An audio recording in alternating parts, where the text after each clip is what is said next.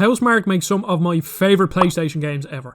Resogun made it into my top 5 PS4 exclusives, and I absolutely love Dead Nation and Super Stardust. With Returnal releasing on PS5 on the 19th of March, I wanted to go back to 2 Housemarque games that I've never played, and today we're taking a look at Matterfall.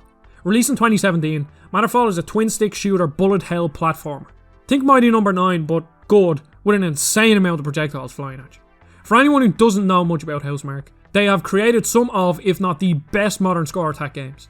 The sort of games that just beg you for one more go to get your high score or complete an objective that will lead you to a sweet, sweet trophy. Housemarque are truly masters of gameplay loops, and it's so easy to see after playing even 10 minutes of their best games. Matterfall is the bastard child of Housemarque's PlayStation exclusives. I never heard much about it back in 2017 when it released, and the reviews weren't too good. But here we are 4 years on. Should you play Matterfall in 2021? Well, I think so, but others might not. So let me tell you about the very interesting mechanics in this game. Twin-stick shooting is pretty self-explanatory, but you have a dash that makes you invincible and can stun enemies, and this is where the fun begins. Killing an enemy nets you X amount of score depending on the enemy type and multipliers, but if you stun them first you get more points and they have a chance of spawning a matter bomb, which when you hit with your L2 laser, blows up killing everything around it and netting you some crazy score. In these big score moments with waves of enemies attacking you, the game feels as good as any other Housemarque game. However, the game is a 2D platformer at its core, and here is where problems lie with the game. Now don't get me wrong, the platforming can feel good and does in plenty of moments. However, it can turn into a frustrating mess of missed jumps and can sometimes kill the otherwise frantic pace of the game. In typical Housemarque fashion, you have to save humans. So these act as the game's collectibles, and they're relatively easy to find. Usually they give you some cool power up in return for saving them. That's really the only progression in the game.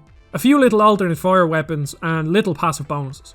I wish they took the Resogun approach and designed a few characters that play differently, because the content for someone who isn't interested in planting trophy or score chasing isn't there. It would have been cool if they had a character that could jump higher and one that dealt more damage and could take more damage. I felt in Resogun, even without score chasing or going for the platinum, there was enough content to make it worthwhile 5 to 10 hour experience.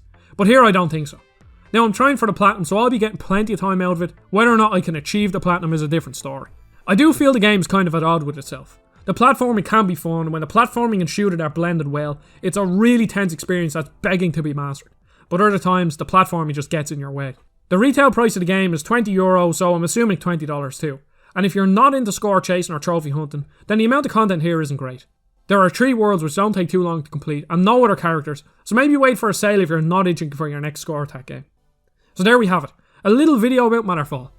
One of my shorts reached 7,000 views, so thanks to everyone who watched that, and I also gained quite a few new subscribers, so welcome to the channel and I hope you stick around. Would love to know what you think of Housemarque. I'll have a video up soon about Nex Machina, so look out for that. I really appreciate you watching, don't forget to subscribe, and I'll see you all on the next video.